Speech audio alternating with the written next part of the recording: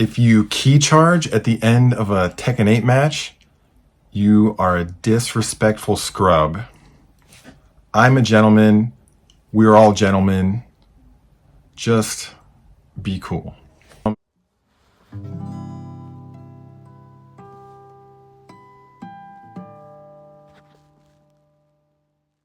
So this one's gonna have to be fast. I do want to say I'm gonna increase the volume because the other videos are really quiet and I'm talking really fast because it's announcement season. It's like the equivalent of E3, but E3's gone. I'm going to talk about that later, but I just want to go through some announcements real quick that I think are cool or relevant, blah, blah, blah. And I don't have a lot of time, so I'm just going to like blast through them real quick and then we can talk about how I feel and what I've been playing. Assassin's Creed Shadows, 2-player characters, looks cool. Not as cool as Ghost of Tsushima, but still fun. I like Tenchu, it's great. Dragon Age: The Veilguard, it's basically if Mass Effect was in Dragon Age. It's in terms of powers and control and blah blah blah, like it's not a tactical RPG anymore or whatever. Fable was announced at the showed gameplay of the sorry, I'm reading a text of the Fable gameplay. That looked good. I'm excited about that because it's funny and fun and unique, and Fable has always been a specific flavor of stuff that hasn't really been replicated. Space Marine 2 looks really fun, looks really cool. I think Warhammer 40K is cool, and for as many games and stories and stuff that is in that universe, I still feel like it's pretty untapped for that. Like, I just think that the factions are so cool and the world is so cool, like just never-ending warfare cranked up to 11 in space. It's crazy. I'm excited to be a Chaos Marine because bad guys are usually cooler. Soulframe is an upcoming action RPG from the Warframe people. I think I've talked about it before. It looks really cool, looks really good. There's a lot of free-to-play stuff on the horizon that is actually pretty enticing looking to me, so that's cool.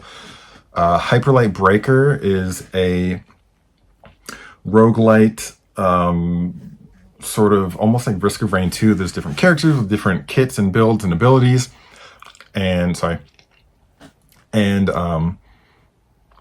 randomly generated stuff like endless, play forever. Looks really fun, looks really cool, colorful, co-op, very exciting. The Forever Winter had a trailer at the Xbox Showcase, and it was really thick with atmosphere. The setting is a pretty unique take on a post-apocalypse. Like, it's a very unique sort of angle on stuff that's really sort of beaten into the ground, like the whole post-apocalyptic thing. But there's these giant mechs and everything seems like loud and scary and dangerous, and it looked very interesting. So the Forever Winter, go watch that trailer. Abyss Zero is a sort of like character action game, but it sort of has like PS1, PS2 graphics, and there's 2 different player characters. Looks really cool, looks really fun. It looks like from the trailer you're playing sort of the protagonist and the antagonist, or both protagonists are sort of rivals or whatever, which is interesting. It sort of literally reminds me of Ape Escape. But I would imagine pretty soon into the story they're going to team up and it's not actually going to be rivals the whole game, which is lame. That's purely conjecture, so whatever. Slitterhead is a game from, I think, a former Resident Evil developer, I think. But it looks crazy, bonky, fucking crazy Japanese stuff. I mean, you're like possessing different people, and then people are like growing claws, and there's a bunch of monsters, and things are exploding. It's wild. Watch that trailer too. Slitterhead, very unique, which is exciting. Tears of Metal is, I think, also a roguelite, but it's cool. It's sort of like Celtic, I think, and there's again, it's like sort of like PS2-y graphics almost, which is really cool, and it's sort of like a character action game, but it's also a little bit like a Muso, like a Dynasty Warriors kind of. Also co-op, looks really cool, looks really fun. Wolfhound is a side-scrolling platformer shooter, old school sort of game. It looks like if Wolfenstein had super highly detailed and fleshed out and elaborate sprite animations and was side-scrolling 2D, and it looks really cool, looks really fun, Nazis, etc., blah blah blah. Another space opera.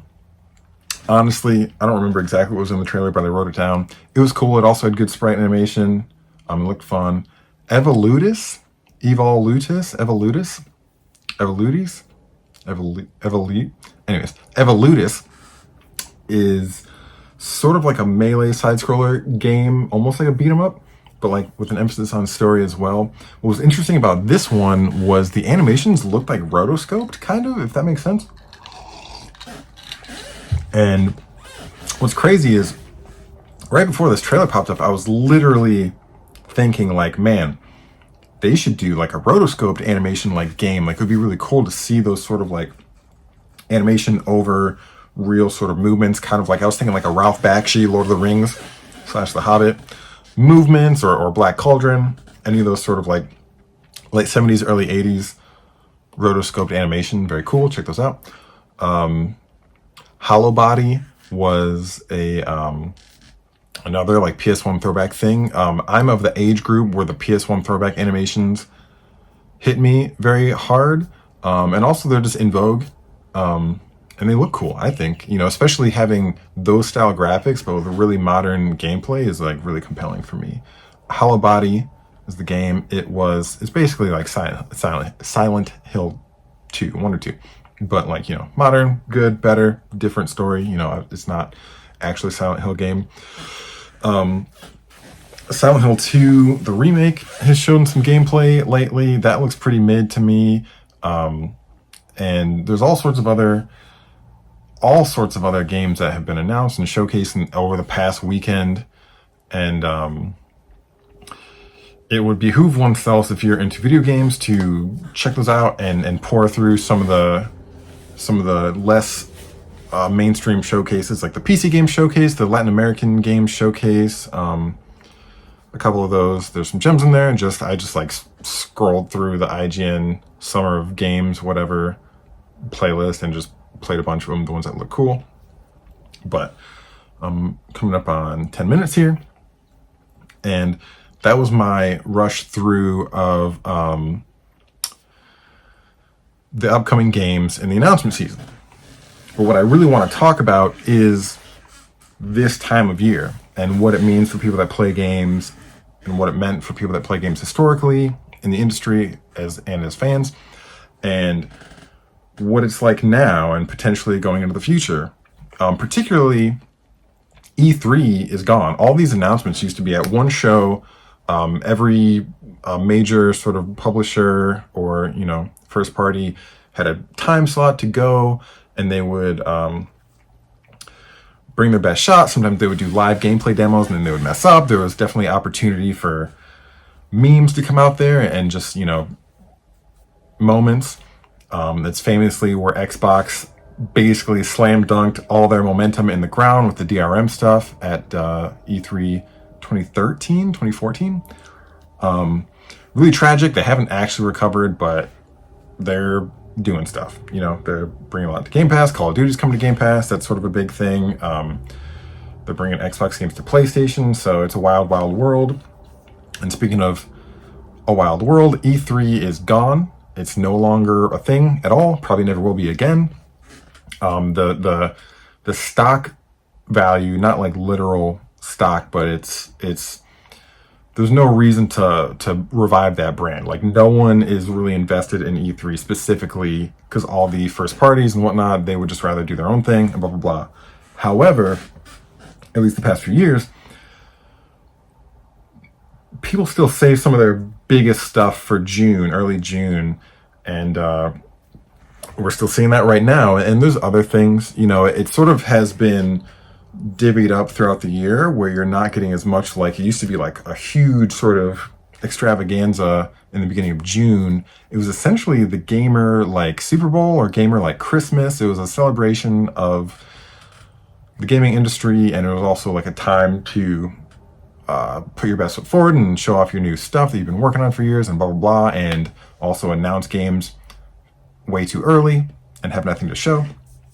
But now that has been sort of smooth out throughout the year, where you have smaller announcements a lot more consistently. Like there's usually news for the most part every couple months at least that's like sort of significant. And then games also are rolling out more. Like it used to be sort of like all in the fall, everyone would pop in the fall, and now it's like you're getting stuff in the end of winter in like February and like March and blah blah blah, earlier fall, like late summer, in the middle of summer. So it's just a whole different thing, and it has led to just like a democratization of announcements and releases, which is not a bad thing. It's just different. What I want to talk about is feeling like different things are bad. A lot of people are like upset that E3 is not there, and they're like, oh man, back in the good old days, it used to be a lot better. They like E3. They like that it's a big event, and I get that. I definitely have felt that. But just because it's different isn't bad, and I would wonder what younger sort of gamers that didn't really have that would think about sort of announcements now. Like if you're sort of 13 to like 15 or 16 and you're actually getting into the industry more, what stance do you have? Or if you didn't really remember what E3 was like, because the last like real E3 was a while ago, and so compared to people that were sort of viewing it in the glory days, which like even me, when I started watching it every year, probably around 2007, 2008, that wasn't like the peak. Like it was definitely like on the, the higher end of the bell curve there. But, it was huge in sort of like the early 2000s, had a bunch of big ass announcements. And then in the 90s, it was a lot more sort of, new industry, grassroots, different culture.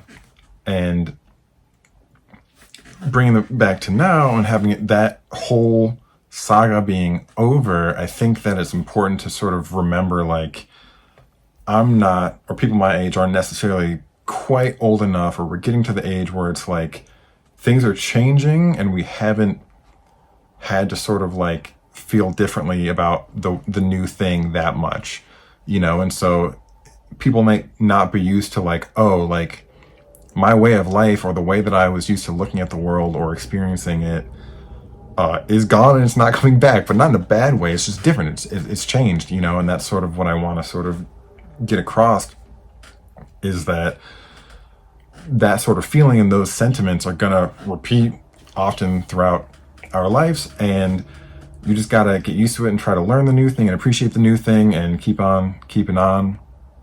That would be the best way to be, because E3 is not really that significant, and moving forward, all sorts of crazy technological advancements are happening and going to happen. And a lot of them are going to affect gaming in particular quite a lot. You have VR, you have AI in development, and there's already sort of like procedurally generated stuff, and it's all crazy and exciting. It's important to refocus on,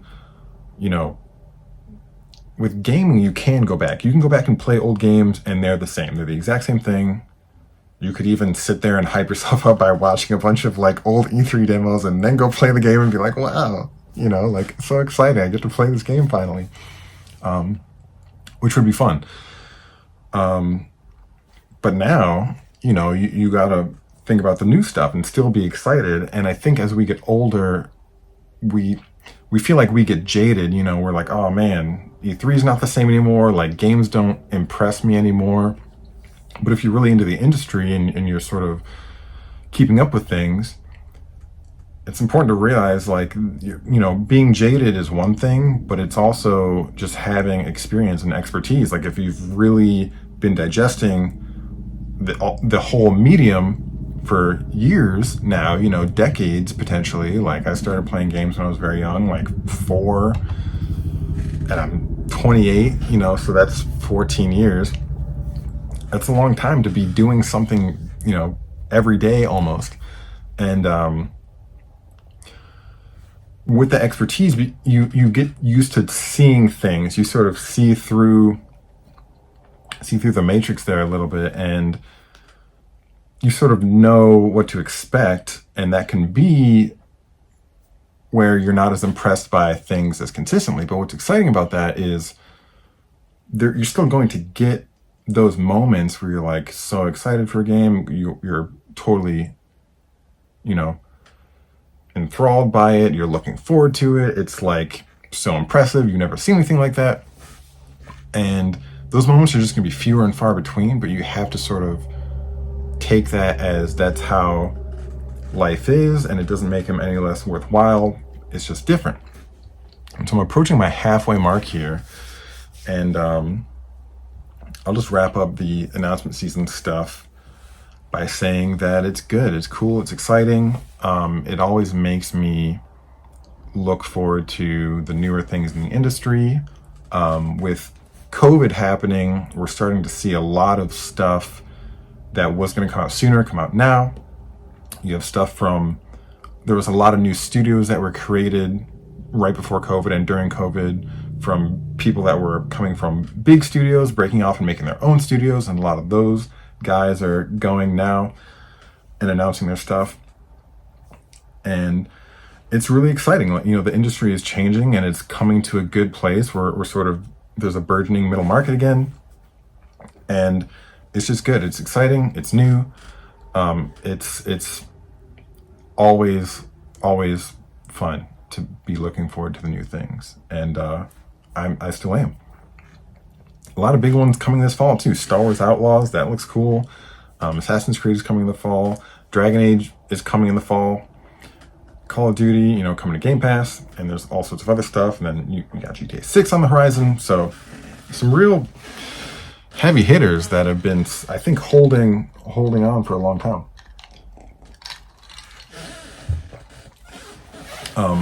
So now I want to get into what I've been playing a bit and also why. So I was playing Smite a couple weeks ago. I still like Smite. I'm still gonna play more Smite. But just being in the realm of sort of mythology, myths, gods, you know, historical representations of things like that, I just started on a bit of a history, anthropology sort of bent, and, you know, watching YouTube videos, listening to podcasts and stuff about antiquity, ancient, you know, cultures, whatever. I read a bunch of stuff about ancient Sumer. It's cool, you know, it's the very beginning of history. It's the oldest stories that we know of, like the Epic of Gilgamesh. And I just find that stuff so interesting because it's almost like fiction at that point, because, you know, we don't really know that much archaeologically. Like, it's not like there's all sorts of like first-hand knowledge, or, you know, there's just not a lot of like detailed records. You know, you go back a couple hundred years and there's letters and blah blah blah, and I think England kept a lot of really good records back to like almost the 1200s and stuff like that, or the church kept a lot of good records. But you're going back like thousands of years, and to try to really like imagine living in these times, it's like it's almost like another planet, you know, or just like it's like going into a storybook or something. It's like crazy. There's also crazy, insane violence and barbarism going on. If you look back at some of the things that different like rival kingdoms and monarchs did to each other, it's nuts. And so being in this headspace, you know, I feel like some games make you want to watch stuff and learn stuff, and some things make you want to play a certain game. You know, like you watch a bunch of The Matrix, now you want to play a game like Max Payne and shoot stuff in slow motion, whatever. And so I was looking at all this ancient stuff, and I downloaded Assassin's Creed Origins, which is the one that is set in ancient Egypt, but it's actually more like a couple decades BC, you know, which is not, the height of ancient Egypt is more like 2000 BC or like 2500 BC or something. So this is like, at this point in time in Egypt, it's still ancient Egypt, you know, it's still like going on, but they're interacting with the Romans already, and the pyramids are there and are already thousands of years old, and they have like ancient kings, and it's all crazy. But you get to hang out and walk around there, and it's cool. You got crocodiles and stuff. That's really interesting, because obviously, like the Nile crocodile, it's fun. It's nice to sort of just walk around those environments, and like the deserts are cool and all that, and the oases, those are cool. You got the temples and the pyramids, and you got all this ancient architecture, and it's all painted up because the paint and stuff isn't worn away. You have the garments and the clothing of the time, and just the culture, the jewelry, the ornamentation, and then you have it sort of the Roman influence and stuff going along with it, and the interactions of these historical figures. Gameplay wise, a lot of people shit all over Assassin's Creed because it's not only is it not what it used to be, it's also not that great at what it does now either. Like the combat is not great. It's good, definitely serviceable. I think Origins is fun just because you sort of always have your bow like just at the trigger pull, so you can do all this melee stuff and then just whip out your bow in the same combo almost, and that's fun. Makes you feel very agile, and then the Assassin's Creed, the Assassin Brotherhood sort of storyline isn't in there as much, but it is in there more than Odyssey, which is the ancient Greek one. Odyssey is a whole different thing. I digress. But Origins is fun, and ancient Egypt is cool, and it just is. History has always interested me, inspired me, and that's still true. And I hope that in the next, for the rest of my life, I guess, we learn a lot more about it and figure out some of these things, because it's interesting. What else can I say about what I've been playing? Oh, I think I talked about Star Wars Outlaws, or not Outlaws, Star Wars Hunters on the last one. So that's cool. Been playing that. That's pretty much it. So now I have some time left to talk about stuff, and I probably rushed through the intro portion too fast. So I'm going to take a larger tangent and just talk about something else that I haven't talked about on this channel yet, which is music. Obviously, I play guitar and I write songs and blah, blah, blah. I haven't written a song in a long time. I should. But I have videos on my channel that has all that in there. So obviously I play guitar. I try to. I always say when I hear like a cool guitar centered like song, I'm like, oh man, I wish I could play guitar. I should learn guitar. Wouldn't it be cool to learn guitar?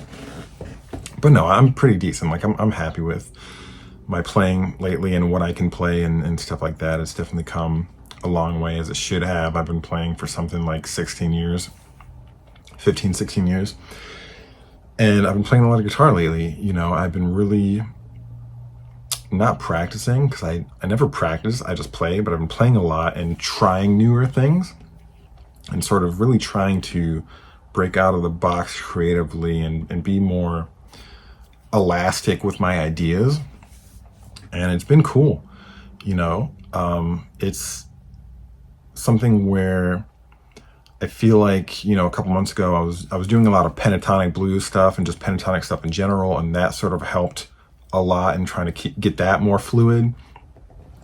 And it was good. It really gave me a lot better of a foundation for my leads than I have had lately or in a while. Which is cool. It's fun. It's a good time. And then the past, few days or week or so, I've been doing a lot more diatonic stuff, and mostly with the major scale, but obviously, all the modes of the major scale, so whatever. And just really trying to sort of think of new patterns to do, and like, circular repeatable patterns to work in there, and work out my left hand, and doing a lot of sort of like triad stuff, trying to mix triads in there, and then going in between the sort of like diatonic and the pentatonic stuff, and trying to jump around the fretboard and slide up and down and blah, blah, blah. And then earlier today I released a video of just me playing. That video, excuse me, is a lot more indicative of sort of what I consider like my natural playing to be. Like, I like to just sit there and sort of like play things that sound pretty to me. And I'm really not always just like, going as fast as I can. I do that more like for practice than I do for like if I'm actually, playing music, if I'm really feeling it, or if I'm playing with other people in the middle of a song. I'm not just going for the coolest, most technical thing I can do, because I'm not a very technical guitar player. And I think the coolest stuff I can do is not technical. It's melodic, and so to that end, with all the diatonic playing and the triads and stuff like that, I've been working on melodies and sort of like chords and chord voicings and weird chords, and trying to mix all that together and just sort of almost have, just like try to be seamless with my playing. Like I said, trying to get more elastic, where I want things to just all flow together, where I can go from chords and melodies and diatonic and pentatonic and back and forth and into this and into that, just with all sounding cohesive. And I feel like I'm finally getting to a point where I'm really getting that, where I can sort of just, you always want it to be where I can play what I'm thinking in my head. You want it to be like talking. You want it to be where, as you're listening to what you're playing, you can sort of almost hear what you want the next note to be. Like, you're like, you're used to hearing specific sounds, and then once you get enough sounds in your repertoire that you can play, you can sort of work with it in like real time. And that's really cool. It's really fun. I also whipped out, let me see if I can show you real quick. I whipped out the old Yamaha keyboard, and I've been actually trying to finally teach myself how to play piano, because I have enough music theory knowledge to do it. I just need to sit there and do it. And I have been, actually. I sat down for like an hour or so and played around. I was doing C major, E flat major on accident. I was trying to do A major, and I did A major as well, but I learned some stuff in E flat major on accident. So that's something. The only thing I haven't been practicing lately, because I just feel like I want to practice it in my car and not just like sitting here at home or whatever, but is singing. I haven't been singing enough songs just for fun, and I haven't been doing my vocal scales as much. The wisdom teeth I got removed like 2 months ago or something like that, almost 2 months ago. That sort of, I didn't want to sing as much because I'm healing wounds, but now I'm at the point where like I definitely could have been singing more lately, and I just haven't. But whatever. I'll pick it back up. I try not to put too much pressure on myself to be like, oh no, I'm wasting my life. I'm not practicing. I'm not singing. I'll never be able to sing right again because I haven't practiced for 3 months, and then, whatever. But like, realistically, your body and your voice, your vocal cords, your hands, whatever it is, there's enough muscle memory there where like you're not picking it back up from absolutely nothing. Like, yeah, you got to practice a bit and like get it warmed up, or like get it back into shape over a few days, or like whatever. But it's like, once you know all the knowledge and have had the experience of playing all those things or whatever, it's like you can't really revert to like a beginner. Like, you can't just like look at a fretboard for the first time in like 5 years and be like, oh, all of a sudden I forgot how the fretboard is, made or whatever. It's more like, I can't really do what I used to be able to do because my hands don't sort of feel the same. Like, my brain is telling them to do something, but it feels less familiar, but that familiarity can come back. So I try not to put too much pressure on, like, I haven't been singing and so I can't ever sing. Oh no. And so with that, that's about my time. And I'm not sure what I'm going to title this one because I feel like I jumped around a lot in topics. But again, if you got to the end of this video, which I know I don't think anyone has, please tell me what my outro should be. I'm not necessarily just going to take the first one, but I need some suggestions. I guess I could just sit there and brainstorm about it and decide something, but I want to bounce it off of some people a little bit. Thank you for your time.